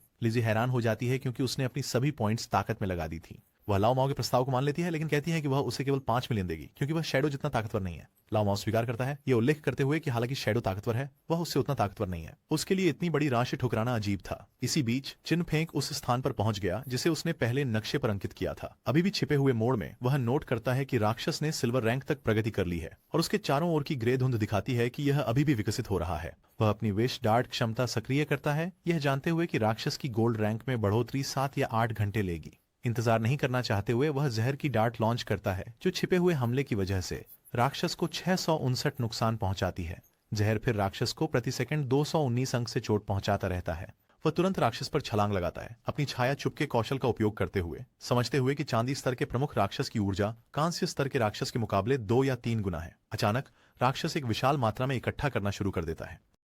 इसे बड़ा बनाने के लिए चिनफेंग ने सोचा कि उसे बस अपने जहर डार्ट कौशल से उस राक्षस को 2 या 3 बार मारना होगा। लेकिन अचानक राक्षस ने एक शक्तिशाली हमला किया जिससे आसपास का क्षेत्र नष्ट हो गया। वह बताता है कि यह राक्षस एक जादुई प्रकार का बॉस है जिसकी क्षमताएं एक साथ बहुत सारे क्षेत्र को नुकसान पहुंचाने वाली हैं। जहर डार्ट को दागने के बाद वह जल्दी से पीछे हट गया और मुश्किल से हमले की सीमा से बाहर निकल पाया। अभी भी अदृश्य रहते हुए उसे एहसास हुआ कि उसकी वर्तमान स्वास्थ्य और रक्षा के साथ अगर उसने राक्षस का हमला सीधे झेला तो वह नहीं बच पाता। लड़ाई जारी रही और राक्षस ने एक और बड़ा हमला करने की तैयारी शुरू की। उसका विशाल रूप उसकी ओर मुड़ा, लेकिन वह शांत रहा। युद्ध के मैदान में सावधानी से चलते हुए अपने कूल डाउन टाइमर को देखते रहा। उसकी छुपी हुई छाया की क्षमता अभी तैयार नहीं थी, इसलिए उसे बॉस की कमजोरी का इंतजार करना पड़ा। योजना सरल थी, सही समय का इंतजार करना, सटीक हमला करना और मॉन्स्टर के पलटवार से पहले गायब हो जाना। कुछ क्षण बाद प्राणी लड़खड़ाया, थोड़ी देर के लिए विचलित हो गया। यही मौका था। बिना इंतजार किए वह आगे बढ़ा। आगे बढ़ते हुए उसने अपने विश डार्ट कौशल का उपयोग किया। हमला पूरी तरह से लगा जिससे 659 नुकसान हुआ। लगभग तुरंत ही विश ने काम करना शुरू कर दिया। राक्षस की सेहत प्रति सेकंड 219 नुकसान से कम होने लगी। खतरा देखकर राक्षस भागने की कोशिश करने लगा, लेकिन किन फेंक उसे भागने नहीं देने वाले थे। वह बारीकी से पीछा कर रहे थे। उनकी आंखें केंद्रित और दृढ़ थीं। राक्षस लगभग हार चुका था। उसकी भागने की कोशिश बेकार थी। एक तेज हरकत में किन फेंक गायब होकर राक्षस के सिर पर प्रकट हुए और उसे जमीन पर पटक दिया। सिस्टम ने तेजी से उसकी जीत की पुष्टि की। उसने सिल्वर रैंक बॉस को हरा दिया था। उसके सामने कई सूचनाएं आ गईं। उसे कुल 1800 अनुभव अंक मिले और तुरंत ही 3 से 5 स्तर पर पहुंच गया। उसे 4 विकास अंक और आश्चर्यजनक 124 दिन की विनिमय जीवन अवधि भी प्राप्त हुई। वह हंसा, यह देखते हुए कि एक ही बॉस को मारकर वह 2 स्तर ऊपर बढ़ गया और उसे अतिरिक्त विकास अंक मिले। जैसे ही राक्षस का शरीर लूट में बदल गया, उसने अपनी विकसित कौशल ग्रीडी हैंड का उपयोग किया। हवा में चमक आई और सिस्टम स्क्रीन ने पुष्टि की कि लूट इकट्ठी हो गई थी। पुरस्कार उसकी उम्मीद से भी बेहतर थे, जिनमें 4 और विकास अंक और अतिरिक्त 124 दिन की व्यापार योग्य आयु थी और उसके लाभ को दोगुना कर दिया। उदार इनाम ने उसके चेहरे पर मुस्कान ला दी। तुरंत 2 अतिरिक्त बोनस प्रभावशाली थे। उसे एहसास हुआ कि सिल्वर रैंक वाले बॉस ने उसे कुल 12 विकास बिंदु और 372 दिनों का व्यापार योग्य जीवन काल दिया था। जैसे ही वह अपने इनाम का लुत्फ उठा रहा था, एक और सिस्टम प्रॉम्प्ट दिखाई दिया जो अप्रत्याशित बोनस को उजागर कर रहा था। ग्रीडी हैंड का द्वितीयक प्रभाव सक्रिय हो गया, जिससे उसकी लूट की गई वस्तुओं में से एक की दुर्लभता चांदी से सोने में अपग्रेड हो गई। उसने रुचि के साथ सूचना को देखा, एक सोने के स्तर की वस्तु। यह समझ में आया कि क्यों ग्रीडी हैंड को एक जेड स्तरीय कौशल माना जाता था। यह लूट को उसकी मूल गुणवत्ता से परे बढ़ा सकता था। फिर उसकी नजर बिखरी हुई लूट पर पड़ी। 7 या 8 गियर के टुकड़े गिरे थे, लेकिन उसके बैकपैक में केवल 10 स्लॉट बचे थे।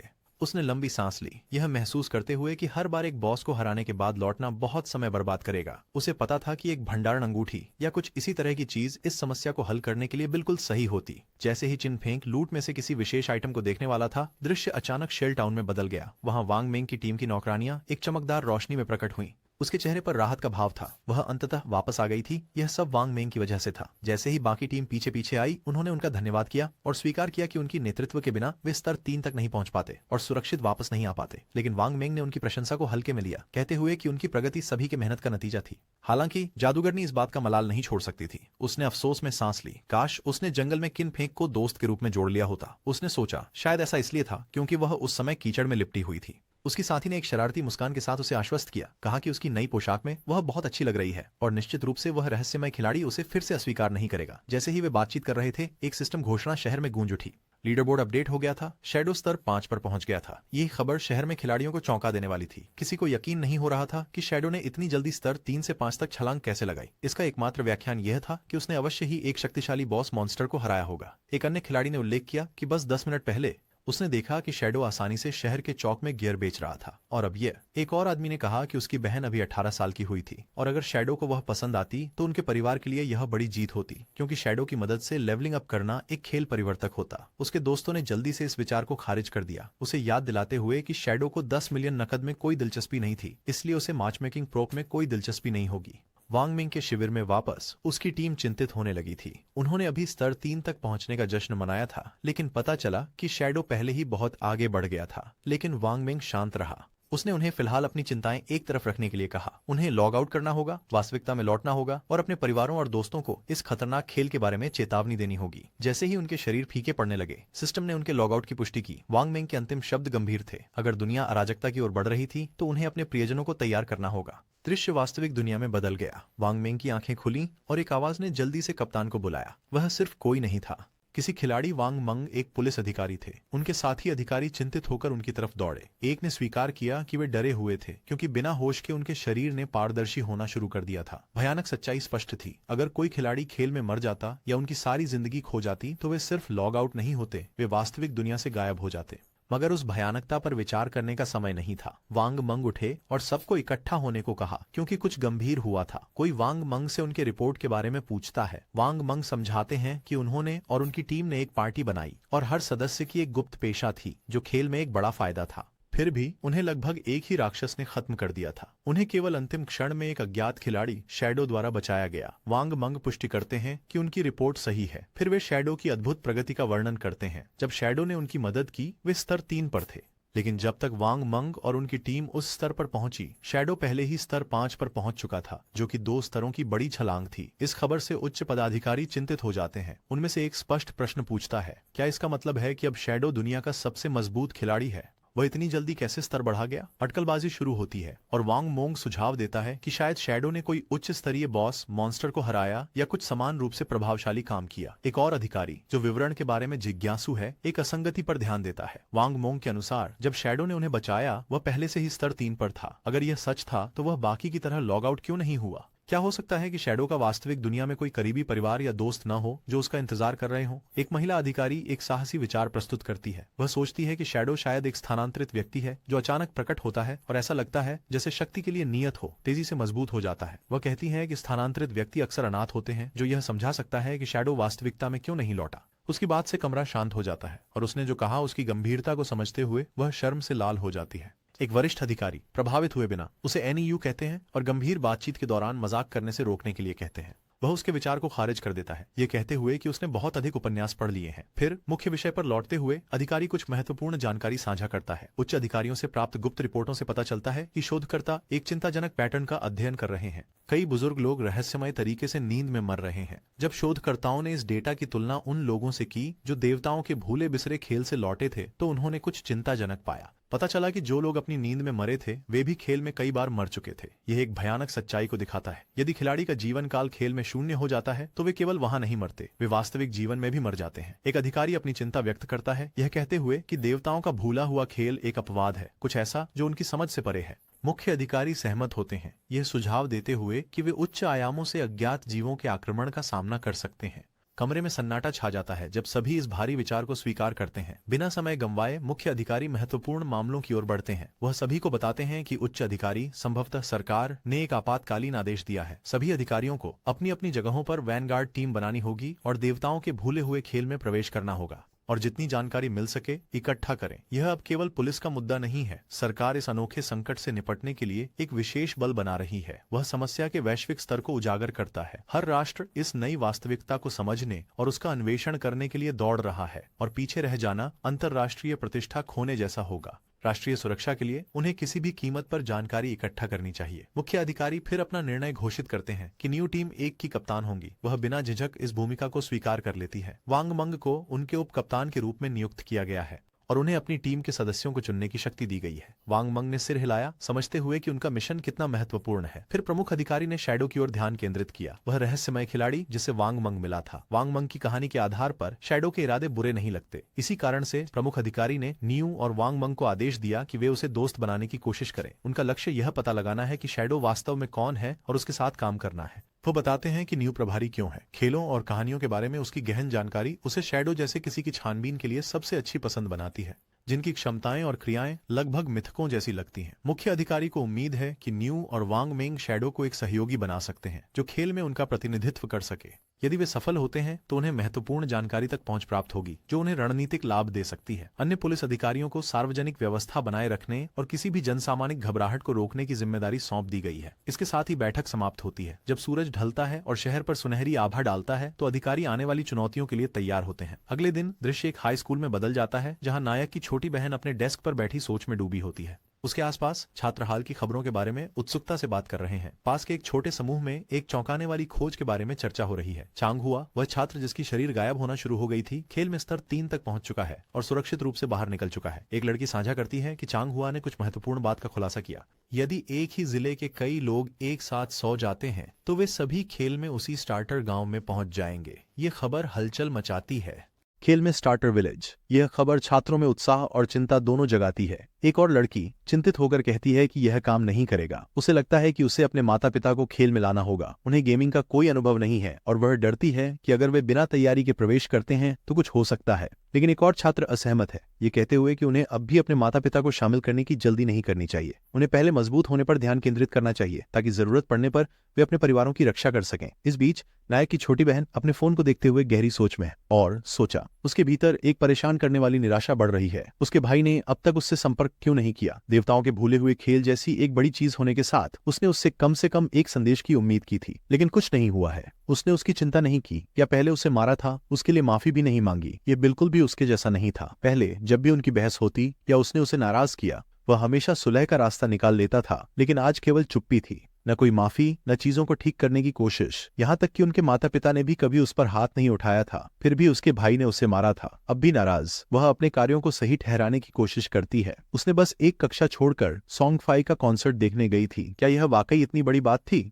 वह मुंह फुलाती है, ये तय करके कि जब तक उसका भाई कम से कम 1000 बार फोन कर माफी नहीं मांगता, वह उसे कभी माफ नहीं करेगी। उसकी नाराजगी जल्दी ही उत्साह में बदल जाती है जब वह सॉन्ग फाई के बारे में बात करना शुरू करती है। पीछे मुड़कर देखती है तो उसे खुशी होती है कि वह कल उसे देखने गई थी। जब देवताओं का भुला हुआ खेल शुरू हो जाएगा तो उसके पास उसके कॉन्सर्ट में जाने के ज्यादा मौके नहीं हो सकते। जैसे ही वह पिछली रात को याद करती है, उसके चेहरे पर एक सपने जैसा लुक आ जाता है। शो के दौरान वह उससे कितनी करीब थी, ये सोचते हुए वह स्टेज पर सॉन्ग फी की कल्पना करती है और इस बात पर मुग्ध हो जाती है कि वह कितना अद्भुत था। फिर उसे कुछ एहसास होता है, अगर सोते समय हर कोई खेल की दुनिया में प्रवेश करता है तो इसका मतलब सॉन्ग फी भी जाएगा। जैसे ही वह खेल में उससे मिलने की कल्पना करती है, उसका चेहरा लाल हो जाता है। क्या यह उसका मौका हो सकता है? क्या भाग्य आखिरकार उन्हें एक साथ ला रहा है? इस विचार से उसका दिल तेजी से धड़कने लगता है। जैसे ही वह सोने के लिए तैयार होती है, उसे अचानक कुछ याद आता है। शांग वेई ने बहुत जल्दी स्तर 3 प्राप्त कर लिया था। इसका मतलब था कि वह शायद पहले ही एक विशेषज्ञ बन चुका था। अगर उसे खेल में अच्छा करना था तो उसे कुछ अच्छे सुझावों की जरूरत थी। इसलिए बिना संकोच के वह शांग वेई को एक संदेश भेजती है और पूछती है कि क्या उसके पास कोई उपयोगी सुझाव है, इससे पहले कि वह खेल की दुनिया में प्रवेश करे। इसी बीच शांग गुआई अपने सहपाठियों के साथ होता है। जब उसे उसका संदेश मिलता है, वह अपने फोन को देखता है और मुस्कुराता है। वह स्थिति से आश्चर्यचकित है। कौन? किसने सोचा था कि नायक की छोटी बहन उससे सलाह मांगेगी? वह इसे एक बड़ी अवसर के रूप में देखता है। यह उसका मौका था, जो भी मतलब हो। शांग वेई जल्दी से जवाब देता है, कहता है कि उसने सही व्यक्ति से पूछा है। वह एक महत्वपूर्ण गेम रहस्य साझा करता है। शुरुआत में उसे अपने सभी विशेषता अंक चपलता में डालने चाहिए। अगर वह ऐसा नहीं करती तो वह राक्षसों से बचने के लिए पर्याप्त तेज नहीं होगी। और लगातार वह पूछती है, क्या यह सच है?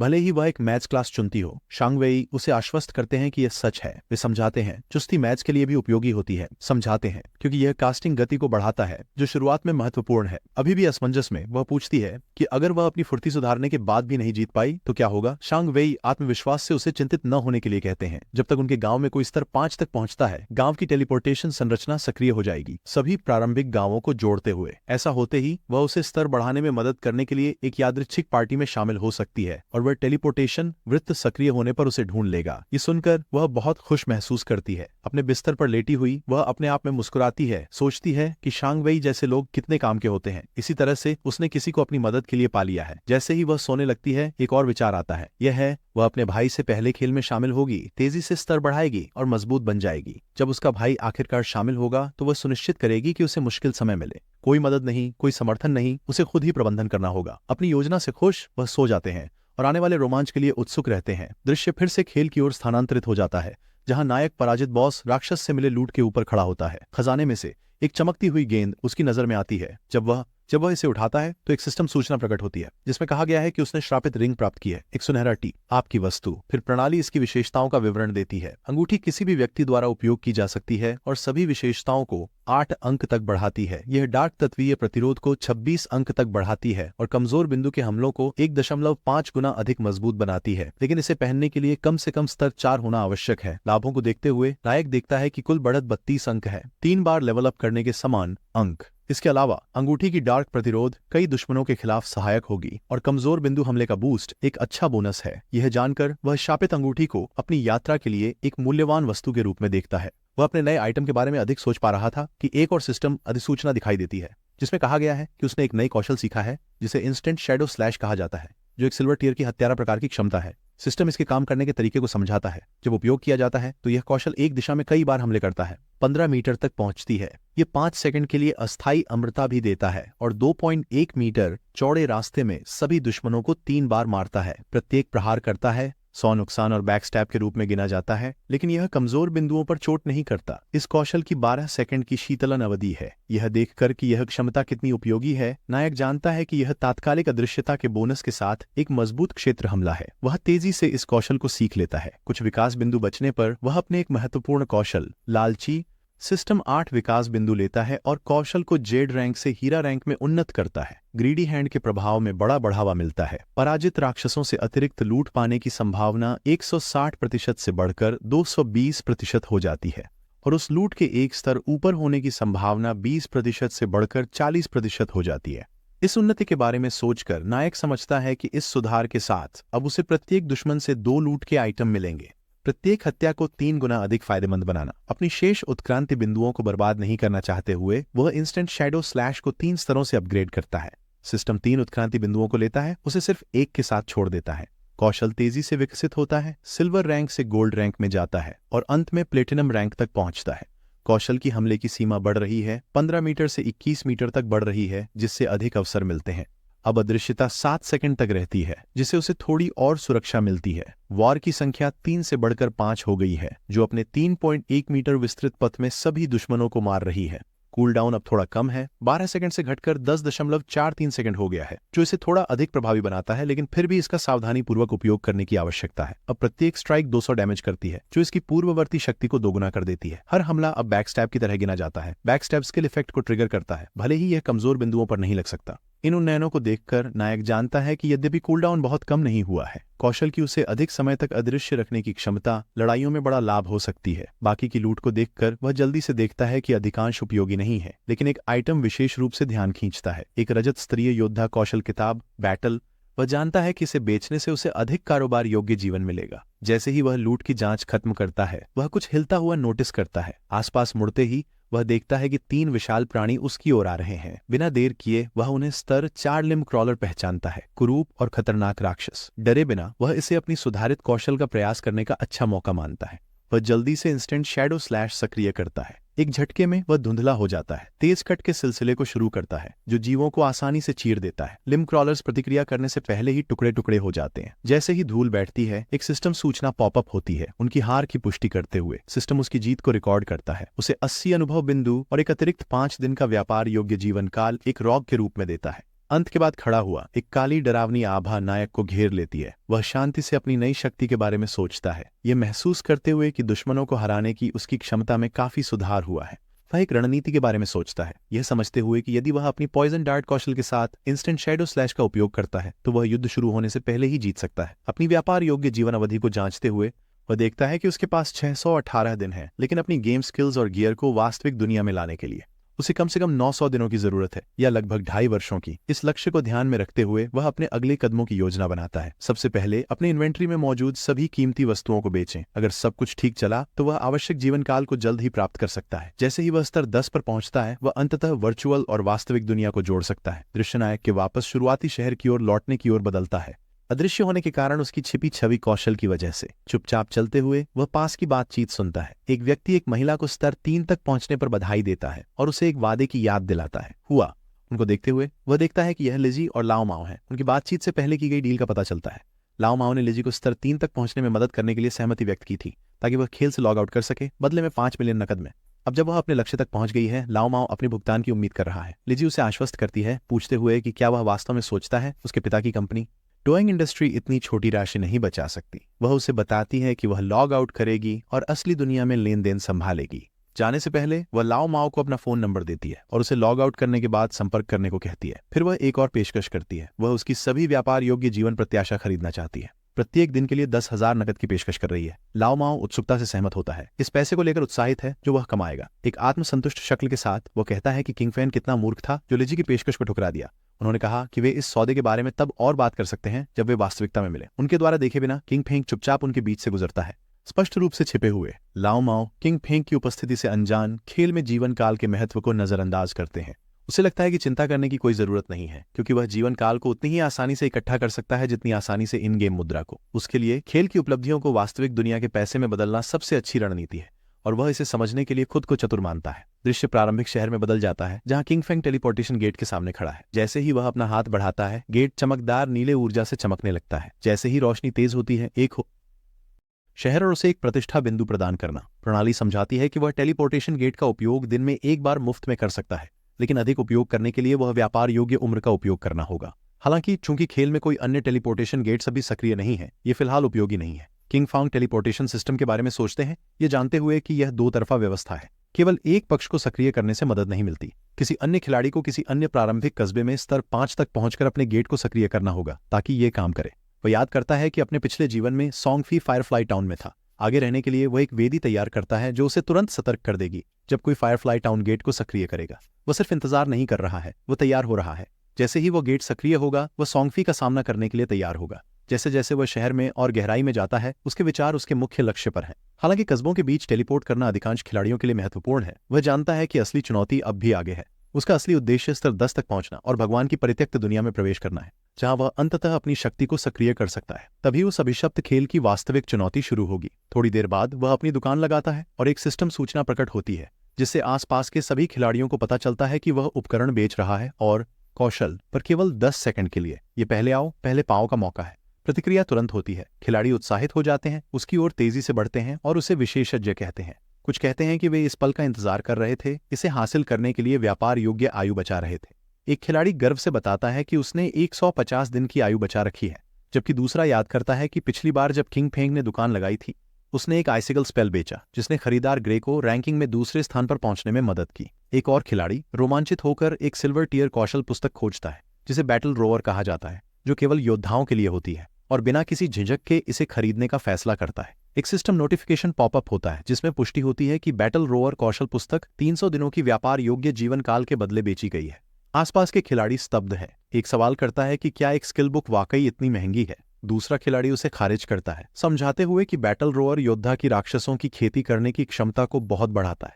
इस कौशल के साथ 300 दिनों की व्यापार योग्य आयु को 2 दिनों से कम समय में वापस अर्जित किया जा सकता है, जिससे यह एक बहुत ही समझदारी भरी खरीद बन जाती है। किंग फेंग की पेशकश का मूल्य समझते हुए बाकी खिलाड़ी आगे बढ़ते हैं, कुछ भी खरीदने के लिए उत्सुक होते हैं, इससे पहले कि वो सिर्फ कुछ सेकंड में सब कुछ बिक गया। अपनी सिस्टम विंडो देखते हुए किंग फेंग अपनी कमाई जांचते हैं।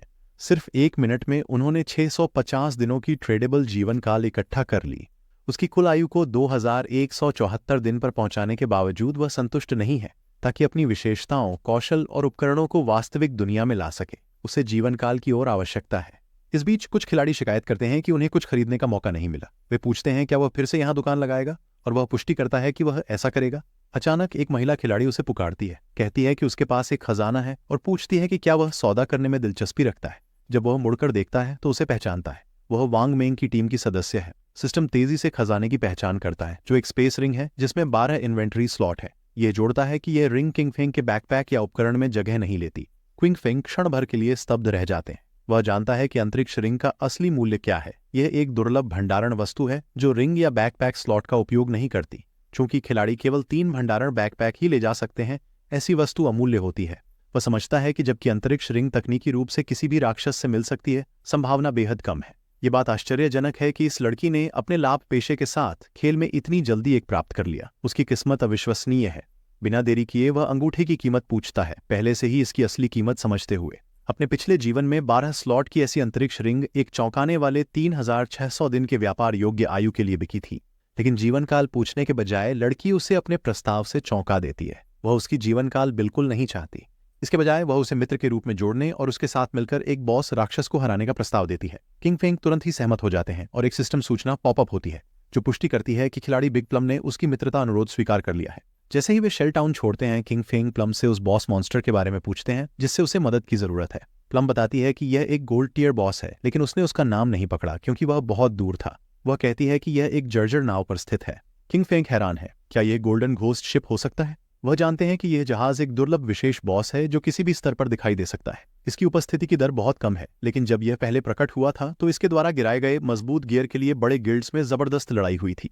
सिर्फ इस राक्षस को देख लेने भर से एक बड़ी लड़ाई शुरू हो सकती है। लेकिन प्लम जो कहती है उससे उसे लगता है कि यह गोल्डन गोस्ट शिप का संस्करण शायद स्तर 5 के आसपास है, जिससे इसे हराना सबसे आसान होगा। फिर भी वह सोचता है कि प्लम ने इतने दुर्लभ बॉस को शुरुआती शहर के इतने पास कैसे पाया। वह इसे समझने की कोशिश करते हुए विचार करता है। अंतरिक्ष रिंग वांग मेंग की टीम के साथ उसका संबंध ऐसा लगता है जैसे सोने की श्रेणी का बॉस भाग्यवश प्रकट हुआ हो। उसे एक विचार आता है, क्या वह उसके पिछले जीवन की अफवाहित कोई मछली हो सकती है? उसे पहले की बातें याद आती हैं। लोग कहते थे कि वांग मेंग की टीम में किसी के पास पागल भाग्य था। दुर्लभ बॉस, खजाना चेस्ट, छुपे हुए महल और प्राचीन मंदिर केवल भटकने से खोज रहे हैं। वह सोचता था कि यह केवल उनकी असली जानकारी छुपाने के लिए एक छलावा है, लेकिन अब प्लम को देखकर उसे एहसास होता है कि अफवाहें सच थीं और वह उसके सामने है। वह विचार में उसे घूरता है, यह समझने की कोशिश कर रहा है कि इसका सब क्या मतलब है। प्लम उसकी नजर को देखती है, शर्मा जाती है और पूछती है कि वह उसे ऐसे क्यों देख रहा है। होश में आकर किंग फेंग कहता है कि कुछ नहीं है और उनकी यात्रा पर ध्यान केंद्रित करता है। जब वे शुरुआती शहर के मुख्य द्वार से गुजरते हैं, एक आदमी जिसका नाम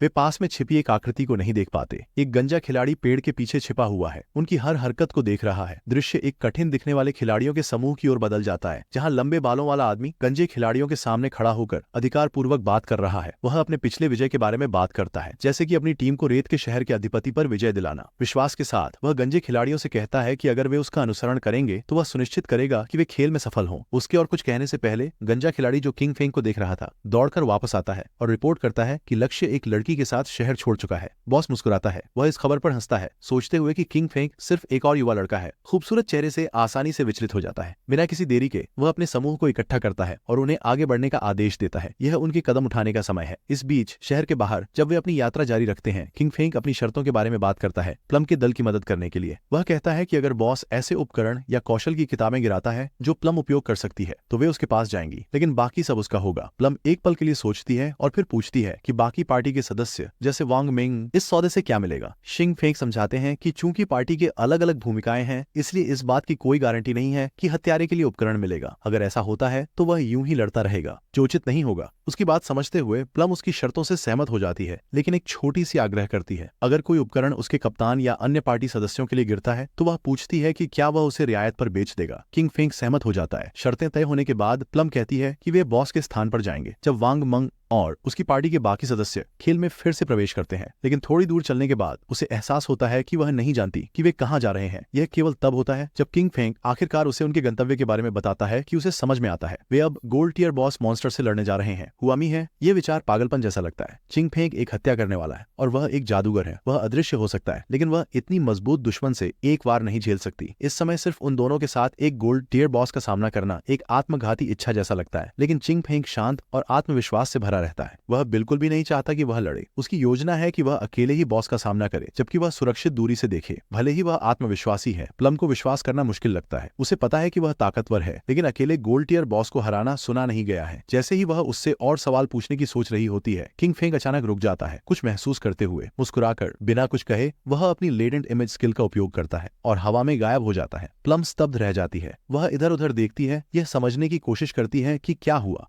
क्षण भर पहले वह उसके पास था और अब वहां केवल खाली जगह है। उलझन में वह उसे पुकारती है, लेकिन कोई जवाब नहीं है, बस खामोशी। इस बीच एक पेड़ के पीछे छुपे हुए गंजे खिलाड़ियों का समूह किंग फेंग और प्लम को दूर से देखता रहता है। उनके नेता के चेहरे पर स्मिट है। उसे पूरा विश्वास है कि उनके पास बढ़त है, लेकिन फिर खिलाड़ियों में से एक को कुछ अजीब लगा। किंग फेंग गायब हो गया है। भ्रमित होकर वे अपने बॉस की ओर देखते हैं कि क्या करना है। बिना अधिक सोचे समझे वह इसे नजरअंदाज कर देता है। सोचता है किंग फेंग ने प्लम को धोखा दिया होगा और उसे अकेला छोड़ दिया होगा। शैतानी हंसी के साथ वह अपने आदमियों को आगे बढ़ने का आदेश देता है। पहले प्लम को पकड़ने की योजना बना रहे थे और उसके बाद मजे करने का। जैसे ही वे आगे बढ़ते हैं, उनका बॉस उन्हें यह याद दिलाता है कि उसके साथ बने रहने का मतलब है अच्छी जिंदगी। अब वह दावा करता है, यहाँ तक कि महिलाएं भी उनकी झोली में गिर रही हैं। लेकिन जैसे ही वे करीब पहुंचते हैं, एक धुंधली आकृति ठीक उनके सामने दिखाई देती है। नेता रुक जाता है। उसकी मुस्कान फीकी पड़ जाती है जब वह अपने सामने घूमती हुई काली आभा को देखता है। उसकी आंखों में भ्रम झलकता है। यह क्या है? इससे पहले कि वह कुछ प्रतिक्रिया कर सके, किंग फेंग अपनी इंस्टेंट शैडो स्लैश कौशल का उपयोग करता है और पलक झपकते ही सब खत्म हो जाता है। एक ठंडी चमक हवा में कटती है और समूह निर्जीव हो जाता है। उनके शरीर गिर जाते हैं। वे जानते भी नहीं कि क्या हुआ। किंग फेंग जैसे कि वापस अंधेरे में कदम रख रहा हो, बिना निशान के गायब हो जाता है। एक सिस्टम नोटिफिकेशन पॉपअप होता है, उसके द्वारा किल्स की पुष्टि करते हुए 5 खिलाड़ी गिर गए, जिससे उसे 12 दिनों की ट्रेडेबल आयु मिली। वह उन शरीरों पर एक नजर डालता है, लेकिन उन्हें ज्यादा ध्यान नहीं देता। उनका लूट बेकार है, ध्यान देने के काबिल नहीं। उसके लिए उन्हें मारना 2 निम्न स्तर के राक्षसों को गिराने जैसा था। जो कुछ हुआ उसका कोई निशान नहीं। किंग फेंग बेरुखी से प्लम के पास फिर से प्रकट होता है। प्लम, जो अभी तक नहीं जानती कि क्या हुआ, तुरंत उसके अचानक गायब होने के बारे में पूछती है। किंग फेंग कंधे उचकाते हुए कहता है कुछ लोग उनका पीछा कर रहे थे, इसलिए उसने उन्हें वापस शहर भेज दिया। प्लम पहले तो संतुष्ट लगती है, लेकिन फिर उसकी जिज्ञासा बढ़ जाती है और वह सवाल पूछने लगती है। वह मजाक करती है कि उसने सोचा था कि वो खुद को हल्का करने गया था और उसके अदृश्य होने के कौशल के बारे में सोचती है। इसके साथ ही वह मजाक करती है कि वह बिना देखे अपना काम कर सकते हैं। किंग फेंग उसे बीच में ही रोकते हैं, स्पष्ट रूप से बातचीत के अजीब मोड़ से खुश नहीं होते हैं। वह उसे ध्यान केंद्रित करने और